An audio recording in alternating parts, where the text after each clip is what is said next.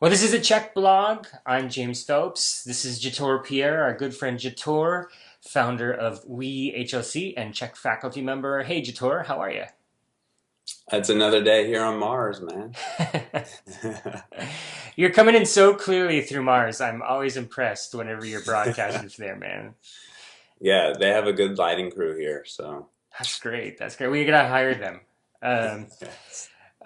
so I'm glad you could be with us today. I've really been digging this topic that we've been talking about recently: how to build a habit of self-awareness. And the last two sessions we talked about kind of the physical side of things. You know, how you can use ordinary physical cues to help you build that habit of self-awareness. So today, I understand you're going to talk a little about the mental emotional side and how to build that self-awareness on the mental emotional side. Yeah, yeah, I think that's what we're going to talk about today. Well, let's do that then. See where it takes us.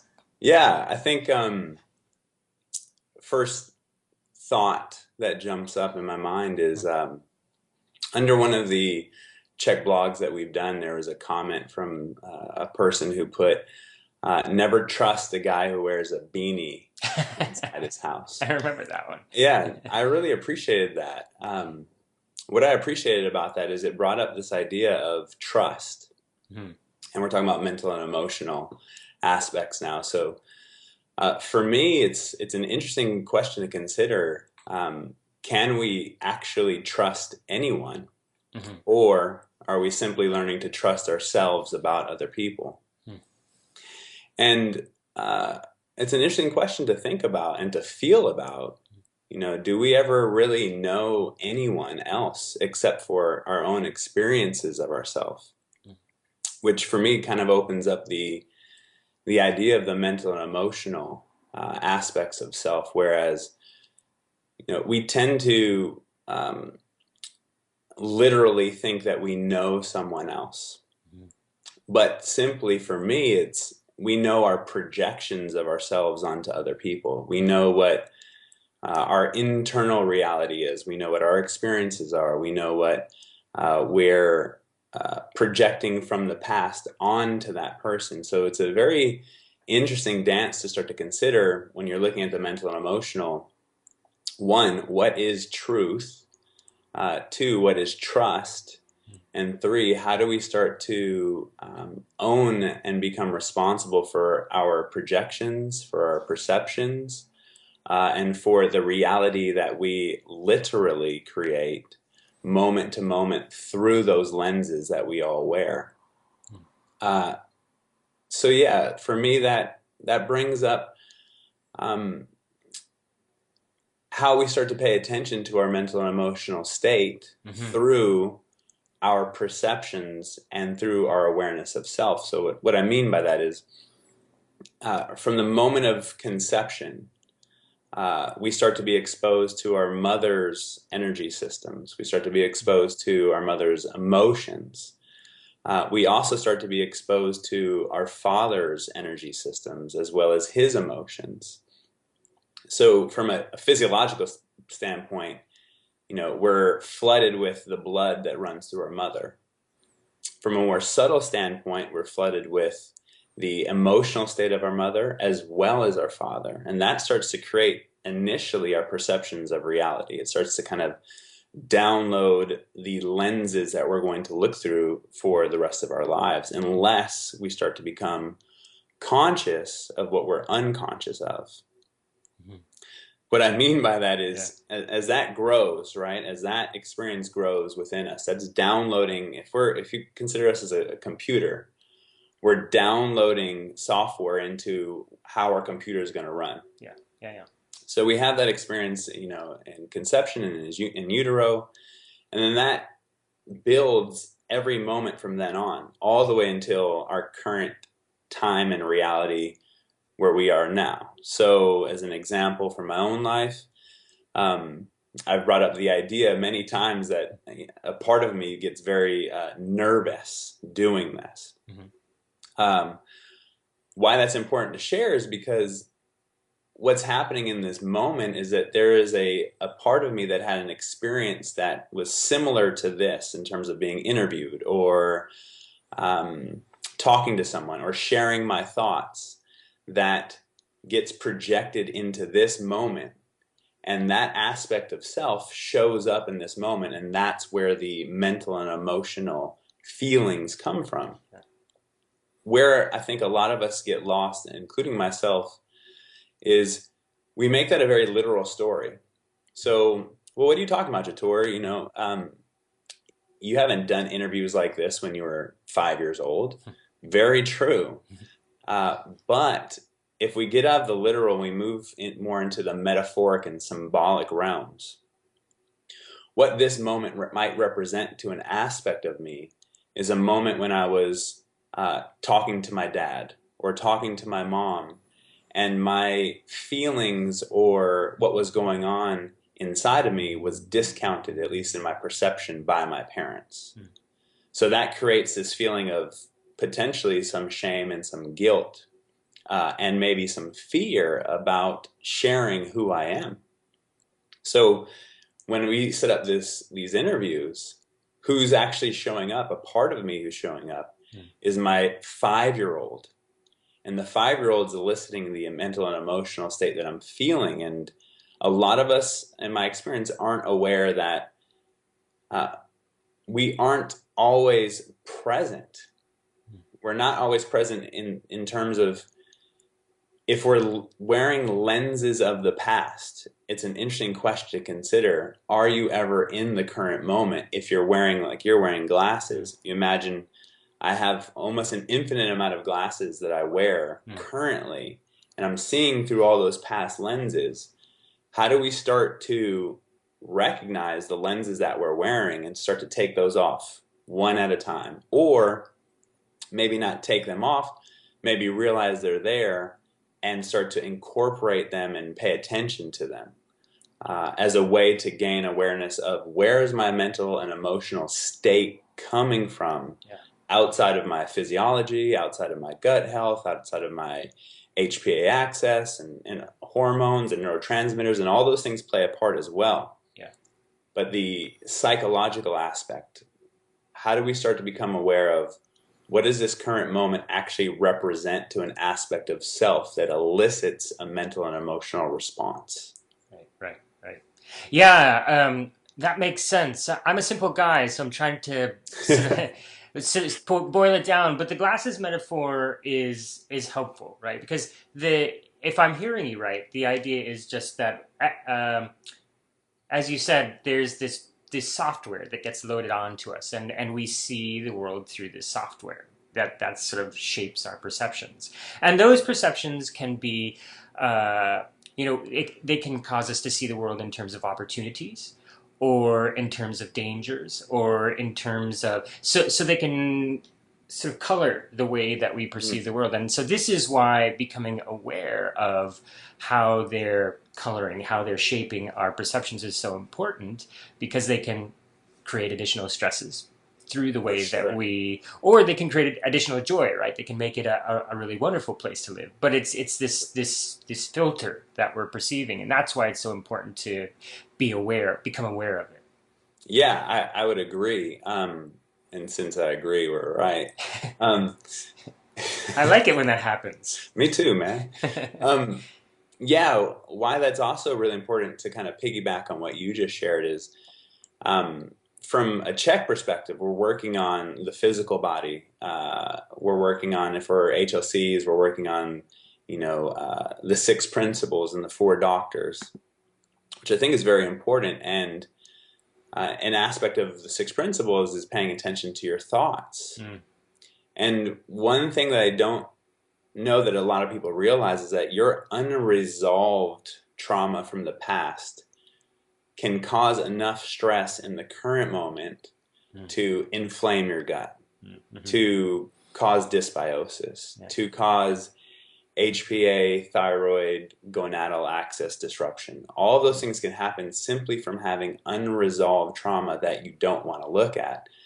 And in my perspective of what I've heard other people share about me is that they tend to see me that I'm always in the dark side. I always go to the dark side. So maybe I'm more of a Sith Lord than I am a Jedi Knight, which I'm They're okay. cooler anyway, right? Everybody likes the I Sith think Lords so too. better.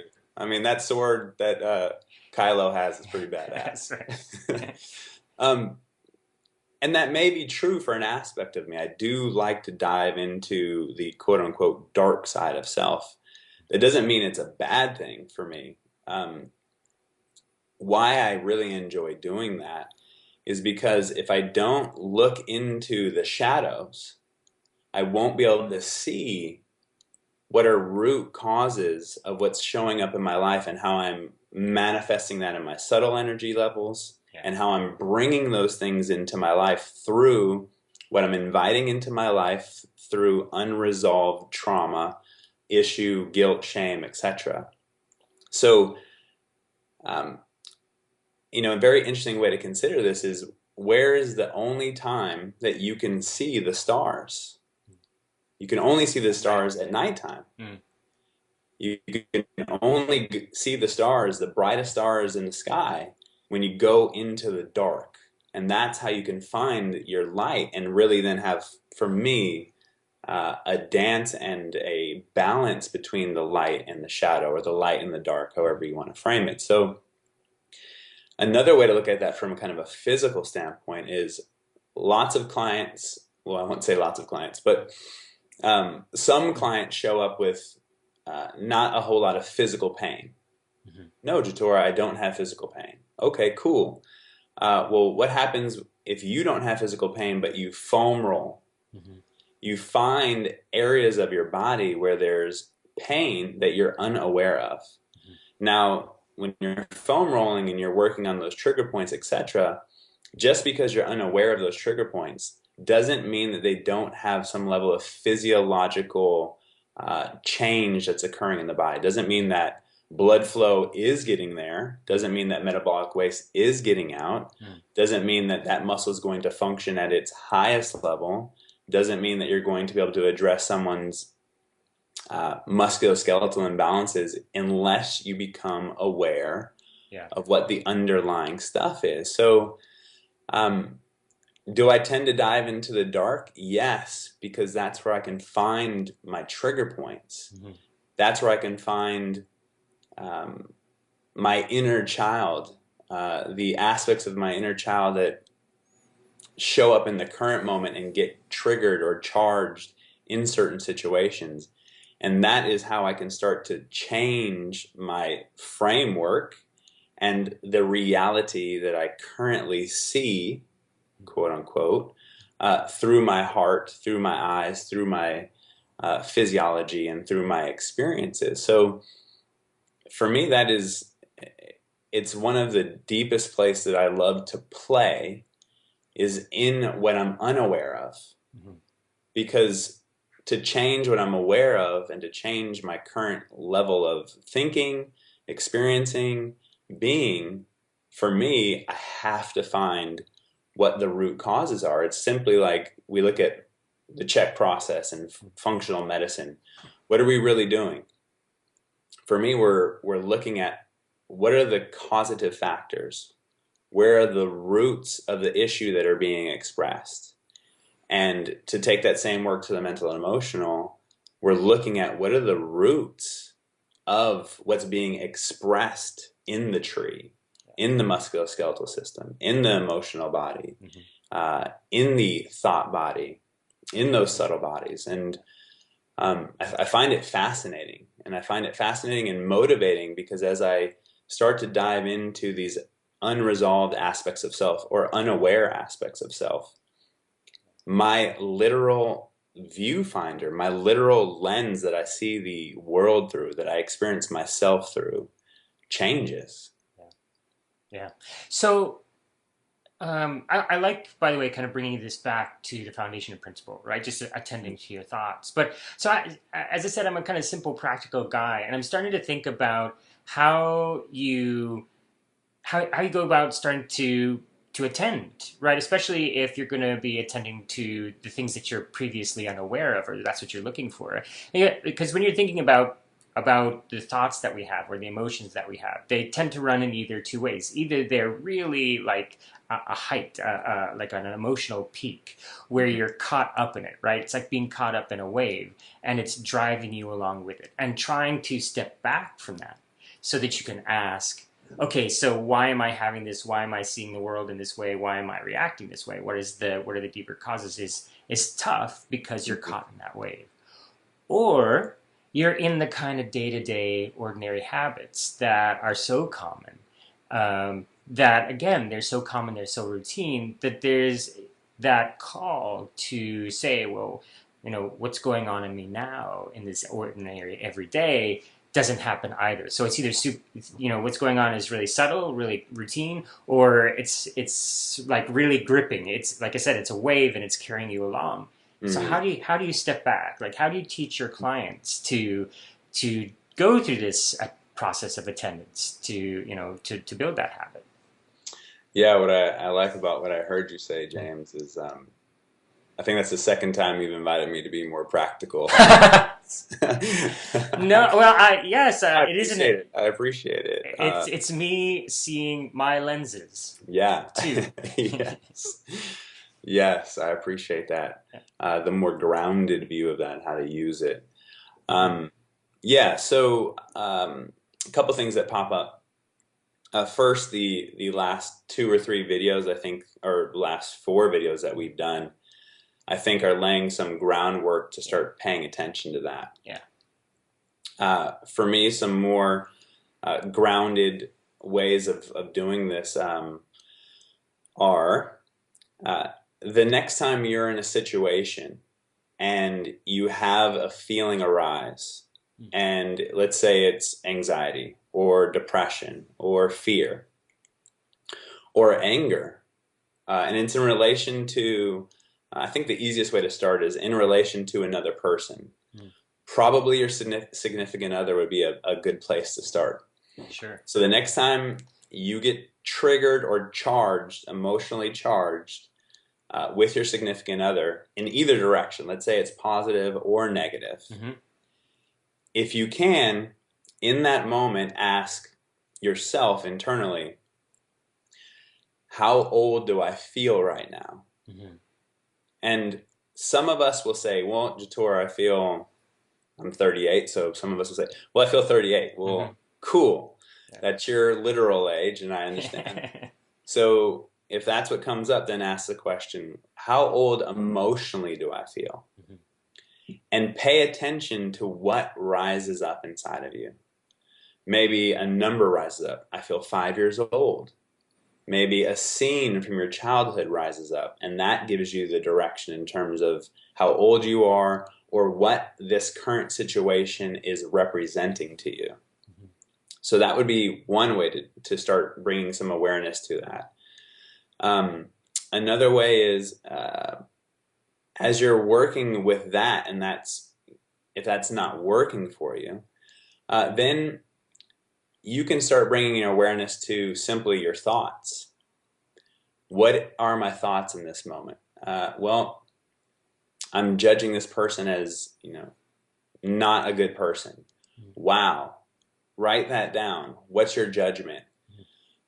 What are your value sets that you're seeing in this other person that has a different value set than you, that's charging you or triggering you about who you think they are, in difference to yourself? Yeah. So you start looking at, that starts bringing up your values right away.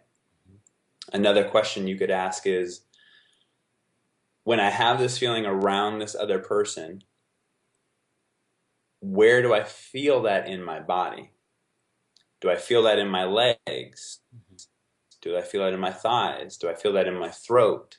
Start using that as a way to start inner exploration and start to ask questions.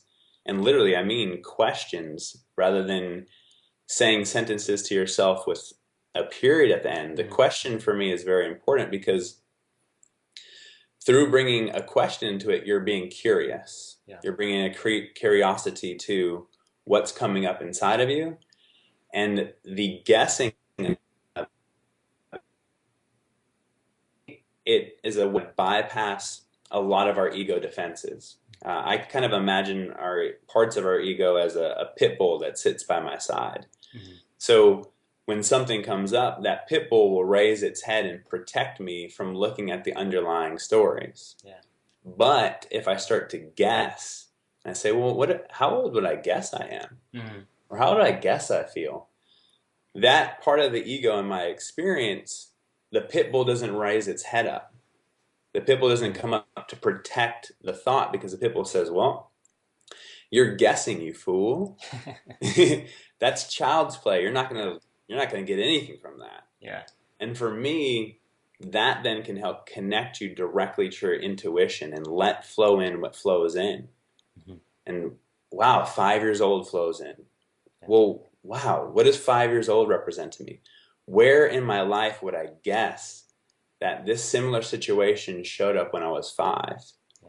And then you can start to explore yourself in a more, let's just say, grounded way, um, to find these roots Hmm. of how you act, how you behave, how you move, how you think, how you emote in every single moment. And those would be some grounded ways. I used to keep a journal when I got triggered, Hmm.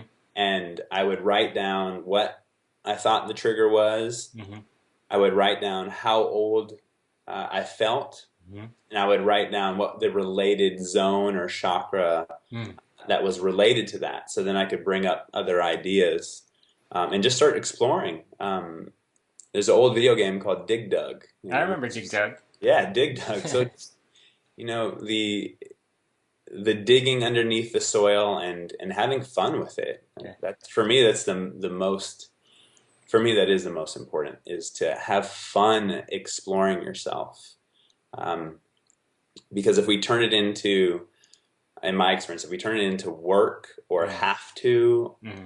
it feels very heavy to me. Hmm. So I turn it into a game and exploration and play. I make it into play, so it's enjoyable, and I always want to do it. Yeah. And I imagine, right, if you're not a writing sort of person, that you could have, sort of similar useful exploratory experiences or recording experiences by doing like visual art, right? So, a painting or a mandala or whatever it is that sort of helps you to capture or explore what was going on in that moment. Yeah, I would agree. I would say visually, like Paul does mandalas, artwork, Mm-hmm. even dance, Mm-hmm. singing, self-recording, um, any of those things, anything that helps you express and feel into what might be underneath your story. Mm-hmm. uh, you know, there's a saying that I really enjoy, which is a way, Mm-hmm. which simply means there's not one way, there's many ways. There's many ways to skin a cat. So find the one that you really enjoy exploring yourself and use that, because that's the one that you're going to do. Yeah. And let me ask you, how close to the sort of say I get angry, right? So how close to that event of anger do I need to start that exploration? Because I'm just sort of thinking, the further you get away from it, the Hmm. more you have to try to go through this process of recollection, right? And then it seems like the more that you have to look at that through lenses, so it starts to become interpreted rather than explored. Yeah, I would agree. I think I would frame it in a little bit of different words, and Mm, my framing of the words would be, um, if you're not used to doing this type of work, mm, start with the current event and see if there, is something similar within the last year. mm-hmm, Because essentially, through that process, you're going to be able to connect to that much easier, and there'll mm, probably be less filters and less blocks. yeah, yeah, yeah. The deeper you go, in my experience, the more skilled one must be at parenting self Yeah. and learning how to reintegrate, reframe, reprocess, and understand, and give yourself something that's kind of weird, um, getting more comfortable and being very confused. Yeah. Yeah, well, that makes sense in light of what you're saying, right? Is to ask questions rather than put the period at the end, and maybe it feels like if you're always asking questions that you're kind of confused. But I see the value in asking questions that don't trigger and that offer opportunities for exploration. So yeah, that makes sense. Yeah, it's fun, and I think I really enjoy looking at words and exploring what words mean. And that word confused, if you look at it, has a Latin root, and the Latin root of it means to mingle. Hmm. And it's interesting to consider that Hmm. when we become confused, is it possible that what's happening is that you're having these different stories about the same quote unquote story that you thought you had, Hmm. and your ego's not knowing which one to attach to anymore? Hmm. Hmm. So you become very confused in the Uh, moment because you're losing the old story and maybe creating a new one. You're in this place of confusion. You're in this place hmm. of trying to intermingle. Hmm. And a wise friend of mine offered that enlightened sages, whatever that means, Hmm. are really comfortable in being confused. Yeah, I'm gonna have to process that one. Yeah. But that's yeah, yes, I will. I will have to process that. That's a good one for all of our viewers and listeners to think about too. Tell us what you think it means. Yeah. I think it's an interesting one to explore. And for me, what comes up in this moment around confusion is that the enlightened sages, they recognize that it's all story. Yeah. It's all essentially made up internally. And there is no, like, a human being cannot perceive the absolute truth. They can only perceive their subjective truth. Yeah. Well, and there's that famous saying by Plato, right? That the wise man knows he knows nothing. And so there's an invitation to humility there, right? Yeah. And an openness to, as we've been talking about, exploration, and always being open to exploration. So I may not be an enlightened guru, but I think I'm getting it. Neither am I, man. I'm here playing with all this stuff too. Great. Well, thanks for playing with us today, Jator. I appreciate it. Awesome. It was fun. Yeah, good. Well, I feel like there's lots we can talk about on this topic, so maybe we should revisit it again in the near future. I look forward. All right. Thanks to Chor, and thanks for coming at us from the dark side, from Mars. Is Mars the dark side? I don't know. But yeah, I'm looking forward to doing it again, and we'll talk about building a habit of self awareness a little bit more. Awesome. Thanks, Tor. Later.